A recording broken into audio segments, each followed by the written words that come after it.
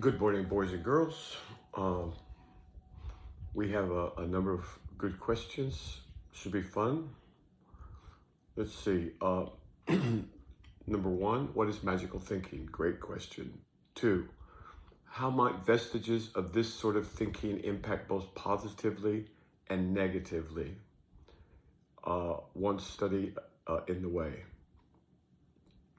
And how does this differ from mysticism? Okay. And then we have a question on communication. Words are an aspect of the attempted communication of thought. Words are an aspect of the attempted communication of thought. They are not thought. When we see words described as thoughts, we should make sure that we know this distinction. Okay.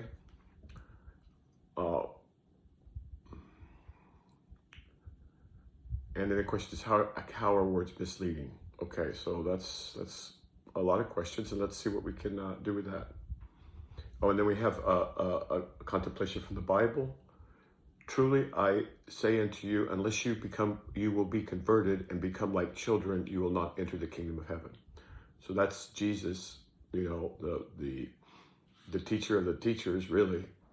And he's saying something very important here, and he's saying it at many different levels, and so it's very useful to contemplate. Truly, I say unto you, unless you will be converted and become like children, you will not enter the kingdom of heaven. Very good. Okay, so let's start with number one. What is magical thinking?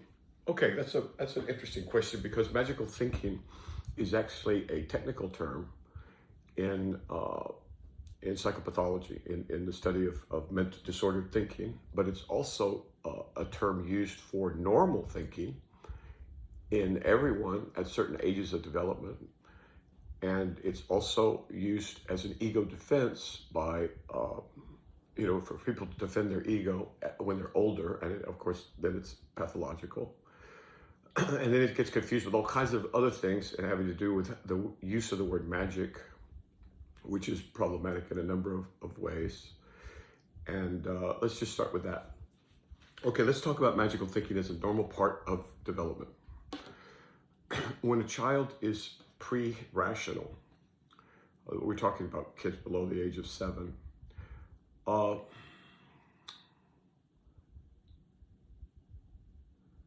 well, I can give you an example from my own life, but actually I was older than 7. I was probably about 7 or 8, walking home from school. You get bored, you're walking a mile to a couple of miles at least. And so you're kicking cans, the things that kids do.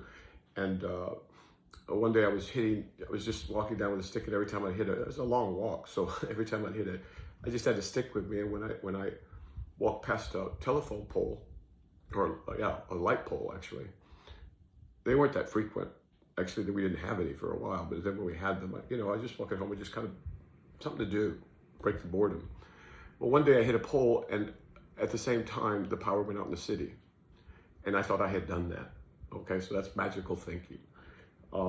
If a child believes that, that the Easter Bunny is going to get together with, I don't know, Bugs Bunny, and they're going to go hide eggs or something, that's magical thinking. It's a primitive form of thinking, but it's normal, and is in some developmentally it's normal in all of us, and it's ubiquitous in dreams. But I want to talk about primary process also, and then let's see. It's normal in all of us. It persists in some cultures.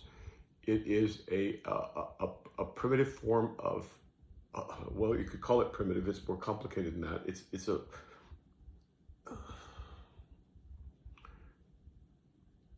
You shouldn't need magical thinking at all when you're an adult, right? You shouldn't need fantasies. You shouldn't need, because there's the real thing out there, right, folks? And so the reason I'm having difficulty is because I'm trying to separate it from something else called primary process. And in primary process, that's the thinking of dreams. That's the thinking of free association. That's the thinking of good therapy. That's the thinking of inspiration, actually. I mean, for example, one of the most important chemical structures ever discovered, the benzene ring, was some guy thinking he saw a snake biting its tail. So that's primary process, but it's also very, very evolved, because it doesn't involve the secondary process, which is the logical, rational mind coming from this cortex here, right? From this part of the brain, the thinking part, the language part, the mathematics part. But creativity is much more complex than that, apparently. And sometimes that involves frankly, some thinking that would be considered crazy by the larger society. But in dreams and in childhood and in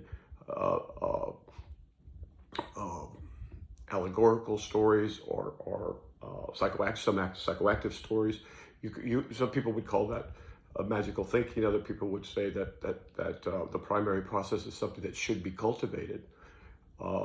In primary process, there's not the logic, but there's all of the magic.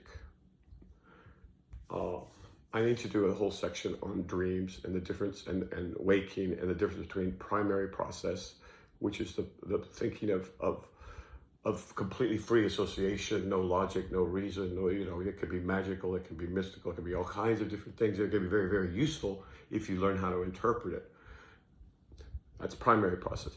And magical thinking is a form of primary process thinking, but it's a normal form of in the human development. And again, it's just too big a topic for right here, right now.